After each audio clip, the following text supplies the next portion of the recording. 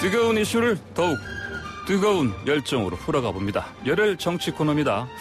김기현 국민의힘 의원 전화로 연결되어 있습니다. 김 의원님 안녕하십니까?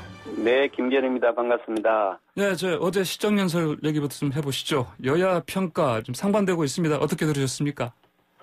저는 어저께 그 대통령의 시정연설을 들으면서 참 참담했습니다. 참담했다고요? 그 내년도 예산안을 어떻게 짜겠다고 하면서 이제 금년의 살림을 쭉 돌아보고 평가하고 나름대로 이제 앞으로 뭐 어떤 것은 개선하고 어떤 것은 더 발전시켜 나가겠다 이렇게 말씀하는 자리거든요. 시정연설이라는 게.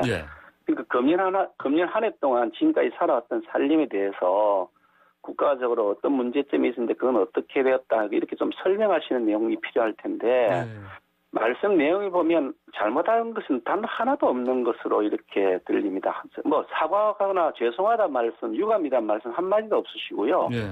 지금 국민들은 집값 올라서 난리고 전세값 때문에 지금 막 전전긍긍하고 있고 일자리 없어서 지금 헤매고 있고 경제는 폭망해 있고 중국과 미국, 일본 이 사이에서 또 북한과 사이에서 대한민국의 안전보장은 어디가 있는지도 불투명한 상태인데 여기에 대한 고민이나 국민들께 죄송하다는 말씀 한마디 안 하신다. 오히려 기적적인 성공이라는 그런 자화자찬만 가득하니 우리나라 대통령 맞나 이분이 다른 나라 대통령이 오셨나 그런 생각이 들었고요.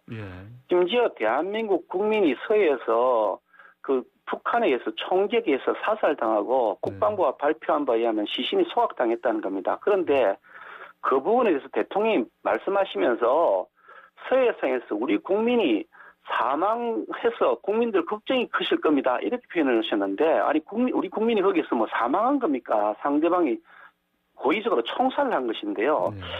그런데 이 부분에 대해서 대통령께서 우리 국민이 사망했다고 말씀하셔서 되는 건가?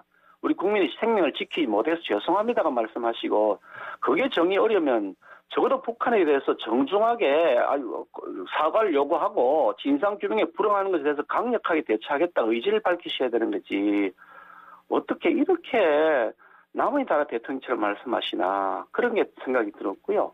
또 하나는 지금 이 말씀하시는 게 완전히 그 말 따로 행동 따로다 그런 생각이 들었습니다. 지금 말로는 협치를 계속 하시는데 협치하자고 말씀하시나 놓고 바로 이런 문장에서 청와대에서 지금 통과시키겠다는 법안을 국회에서 무조건 통과시켜주라. 공수처 출범 지연도 이제 끝내달라.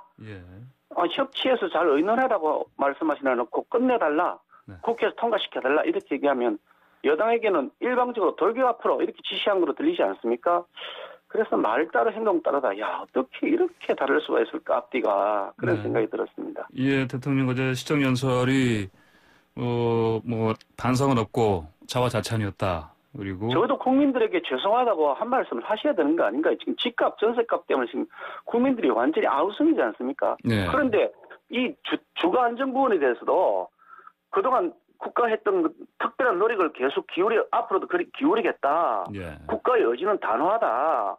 그러면서 임대차 3법을 조기 안착시켜달라 이렇게 말씀하셨는데 이 임대차 3법이라고 하는 것은 여당이 일방적으로 통과시킨 겁니다. 아예 법안 소위 구성도 안 하고요. 자기들 마음대로 그냥 완전히 군사작전하듯이 통과시켰는데 많은 부작용이 있을 것이라고 경고하고 그 점에 대해서 야당이 일주간만이라도 시간을 갖고서 논의하자고 했는데 그 일주간마저도 못 기다리겠다 그러면서 일방적으로 처리한 법이 이 임대차 3법입니다. 그로 인해서 지금 집값이 난리가 나 있지 않습니까? 전세 얻으려고 줄 서서 집 보려고 기다려야 되고 전세집 한번 돌아보려면 돈을 5만 원씩 10만 원씩 내야 된다 그러고 전세집 계약을 하기 위해서 추첨을 해야 되는 이런 기막힌 상황 속에서 대통령께서 하여간 그 점에 대해서는 죄송하다고 국민들께 사과부터 하셔야 되는 거 아닌가요? 그럼 김 의원님 어제 그 대통령의 시정연설 내용 가운데 혹시 뭐 동의하시거나 이건 맞다 그렇게 된 부분 없었습니까? 전혀? 국가가 앞으로 나아가야 할 미래에 대한 여러 가지 청사진들 제시하셨죠. 근데 그런 점들을 우리가 당연히 미래에 대한 청사진들에 대해서 공감하는 부분들이 없지는 않죠. 그런데 그 공감을 하는 부분들 중에서 상당 부분은 공감을 못하는 부분 상당 부분은 말하고 행동이 다른 부분들이 많다. 가령 지금 이게 뉴딜이라고 한국판 뉴딜이라고 말씀하시는데 그 내용을 들어보면 뉴딜이 아니고 올드딜이다. 그분들이 그동안 이 정권이 전 정권이 해왔던 SOC 사업들은 전부 삽질 정부다 그러고 토건 정권이라 그러면서 SOC 사업은 가장 나쁜 짓인 것처럼 그렇게 몰아붙여 놓으셔놓고 이제 SOC 사업을 활성화하겠다 그럽니다. 아니 그러면 과거에 이런 점들에 대해서 잘못 지적했던 것에 대해서는 미안하다는 말씀이라 한마디 하셔야 되는 거 아니냐는 거죠. 예. 자, 방금 또 공수처 얘기 꺼내셨으니까요. 자, 이 부분 관련해서 좀 여쭤보겠습니다. 이제 협치 얘기를 한다면 방금 말씀하신 것처럼 곧바로 이제 공수처 출범 지연되고 있다. 이거 막아달라 이렇게 얘기를 했습니다. 지금 상황에서 이 공수처 출범 제대로 될 걸로 좀 보십니까? 아주 간단합니다. 출범 금방 할 수 있습니다. 네, 금방 할 수 있다. 공정하고 객관적인 인사를 여당 측에서 추천하시면 되는 겁니다. 네. 가령 지금 어떤 분들이 그러시더라고요. 추미애 장관 같은 사람을 공수처장 하면 동의해줘야 되냐 이렇게 질문하는 분들이 계세요. 네. 그런 식으로 공수처장 후보를 내세우겠다 그러면 그거 어느 누군들 납득할 수가 있겠습니까? 그러니까 지금 여당이 우리 당에게 계속해서 추천위원 하는 후보 추천위원을 선정해서 발표해달라고 해서 저희들은 이 위헌적 요소가 있음에도 불구하고 헌재 결정이 지연되니까 부득이 차의 선택이라도 한다는 차원에서 추천했더니 당장 저희들이 추천하자마자 법을 고치겠다 그럽니다. 아니 그러면은 그동안 이 법은 자기들이 만든 겁니다. 우리하고 협의한 적도 없고 자기들이 일방적으로 작년 12월에 작년에 일방적으로 선거법 개정안하고 정의당 측하고 서로 흥정해서 바꿔먹은 겁니다. 쉽게 말하면 자기들이 원하는 내용 다 넣어놓고 다만 하나 딱 거기에다가 국민들이 납득할 수 있도록 설명한다는 차원에서 야당이 반대하면 이게 공수처장 후보가 결정이 안 됩니다. 임명할 수 없습니다라고 국민들이 대대적으로 선전했습니다. 네, 비토권이요. 예. 예, 그렇죠. 두 명의 야당 추천 인사가 있는데 그 중에 한 명이라도 반대하면 두 명이 다 반대하면 안 되게 되어 있죠. 6명 이상 찬성을 하도록 자기들이 법을 만들었으니 그래 놔놓고 두 명을 우리가 추천하니까 이거는 공수처를 막기 위한 짓이다. 이렇게 얘기하면서 법을 고쳐서 자기들이 7명 마음대로 다 선정하겠다. 지금 이렇게 법을 고치겠다는 거거든요. 근데 여당 쪽에서는 그게 그러니까 우리가 지금 동의할지 안 할지 자기들 후보 내놓지도 않고 객관적인 인사, 공정한 인사 이 정도 같으면 국민들이 납득할 수 있겠다는 인사를 내놓으시겠다는 생각 안 하고 자기들에게 무조건 편중된 인사를 내놓을 것이라고 미리 다 생각을 하고 야당이 반대하면 법을 고쳐서라도 자기들 아주 편향된 정치적 편향성 있는 사람을 세우겠다. 이런 의지를 보인 거니까 이거 참 정말 나쁜 짓이다. 그런 생각을 하죠. 예. 자, 다음으로요. 어제 이제 대통령 시정연설 바로 전에 환담 자리가 있었는데 이제 거기에 이제 가려던 지호영 원내대표 이제 몸 수색 받고 이제 못 갔다고 하십니다. 예, 이거 상황 어떻게 보셨습니까? 저도 사실 야당 국회의원도 하고 여당 국회의원도 하고 또 주요 당직을 하면서 대통령과의 회담도 환담 자리에도 자주 참석했던 사람이고 안내도 했던 사람인데 듣도 보도 못한 일입니다. 제가 원내 수석 부대표를 할 때도 대통령과의 면담에서 국회에 오실 때 단 한 번도 몸수색을 받아본 적이 없습니다. 심지어 제1야당의 원내대표입니다. 몸수색을 그것도 이게 만약에 저는 청와대라가 그랬다면 또 한 번 생각해 볼 여지가 있다고 생각합니다. 왜냐하면 청와대라는 시설물 안에 안전 문제가 있으니까 단순하게 대통령과의 근접성만의 문제가 아니라 시설물 전체 안전성 문제가 있으니 청와대에 손님으로 오시는 분들이 있으면 그에 대해서 무슨 폭발물이나 이런 것이 없는지를 검사하는 거 그거는 저는 어느 정도 양해할 소지가 좀 있다고 생각합니다. 물론 그것도 사전에 다 서로 간에 신뢰할 수 있는 관계니까 그걸 그렇게 해서는 안 된다고 생각하지만 어떻든 그것이 청와대가 아니고 국회의사당 그중에서도 본청이라는 데 문제가 있습니다. 여기의 주인은 대통령이 아닙니다. 국회의사당은. 대통령이 주인인데 여기에 국회의사당에 국회의원이 손님으로 간 것이 아니고 거꾸로입니다. 거기에 손님으로 대통령께서 오신 겁니다. 그러면 주인이 손님 맞으러 가는데 손님 측에서 주인을 검색한다. 이거 말이 되겠습니까?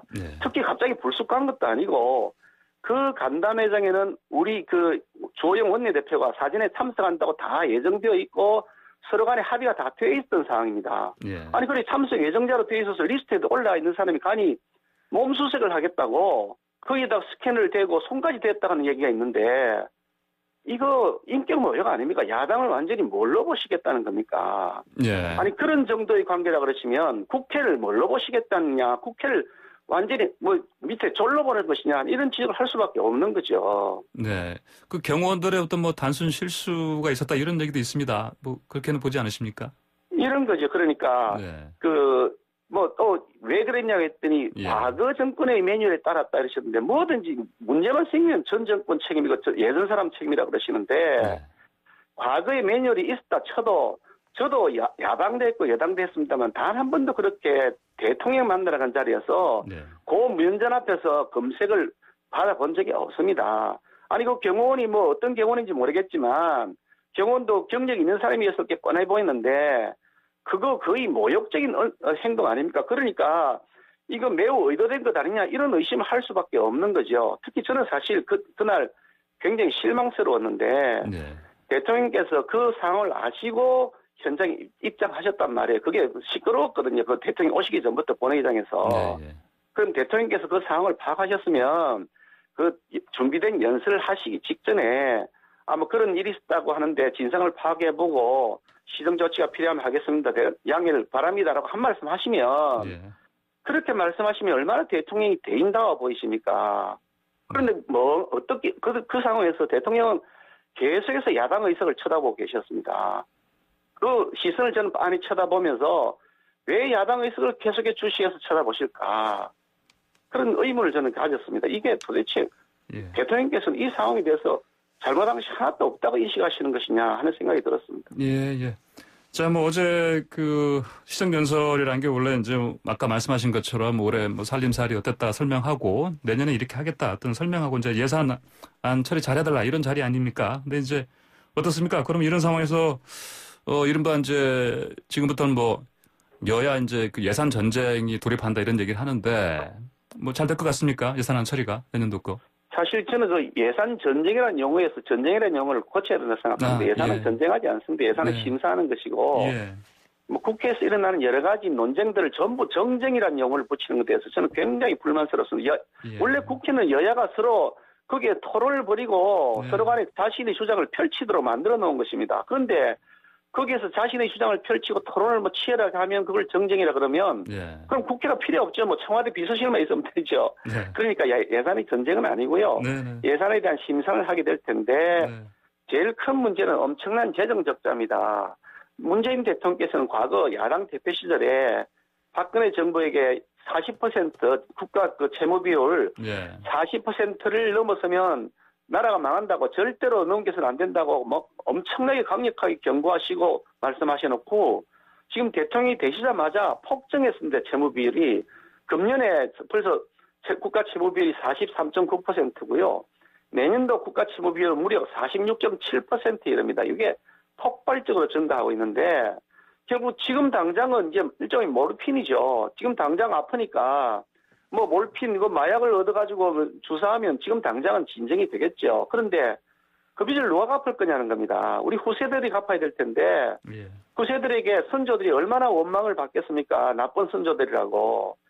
그래서 국가 채무 비율을 지키기 위한 노력은 정말 절체절명의 과제인데 이 국가 채무 비율을 통제하기 위해서 재정 준칙을 만들자고 야당이 아무리 얘기해도 소식도 없습니다. 들은 척도 안 합니다. 재정 준칙을 만들겠다는 데서 여당이 오히려 극력 반대하고 있습니다.